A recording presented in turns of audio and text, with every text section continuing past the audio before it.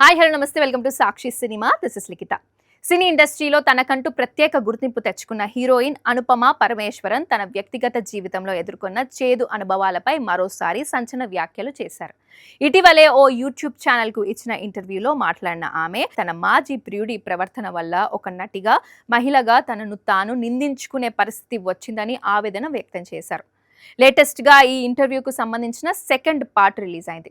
అందులో అనుపమ మాట్లాడుతూ తాను ఓ నటినైనందుకు, ధైర్యంగా ఉన్నందుకు, ప్రతి నెల పీరియడ్స్ వచ్చే ఒక మహిళనైనందుకు సిగ్గుపడే పరిస్థితిలోకి నెట్టేశాడు అని వాపోయింది. నెలలో ఏ రోజు వెళ్ళి తన తప్పుల్ని ప్రశ్నించినా ఒకటే మాట అనేవాడు, ఓహో నీకు పీరియడ్స్ సమయమా, ఇంకా రాలేదా, మూడ్ స్వింగ్స్ కదా అని చులకనగా చూసేవాడని, ఆ మాటలతో నాపై నాకే అసహాయం వేసేదని ఆవేదన వ్యక్తం చేసింది.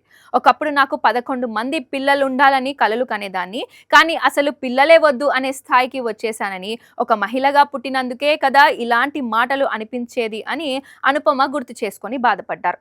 సుమారు 2 ఏళ్ల పాటు తాను అలాంటి వ్యక్తితో రిలేషన్లో ఉన్నానని అనుపమ వెల్లడించారు. ఆ బంధం కారణంగా తాను తీవ్రమైన డిప్రెషన్లోకి వెళ్ళిపోయానని చెప్పారు. షూటింగ్ సెట్స్ వద్ద కారవాన్లోకి వెళ్లి ఒంటరిగా ఏడ్చేదానని ఆవేదనను వ్యక్తం చేశారు.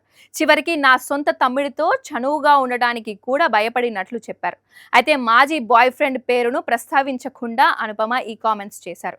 కాగా కొంతకాలంగా హీరో విక్రమ్ కొడుకు ధ్రువ్ విక్రమ్తో అనుపమ రిలేషన్లో ఉండేదని వార్తలొచ్చాయి. సాక్షి టీవీ ప్రసారాలను నిలిపివేయటం చట్టరీత్యా నేరం. సాక్షి టీవీ ప్రసారాల కోసం మీ స్థానిక కేబుల్ ఆపరేటర్ను వెంటనే సంప్రదించండి.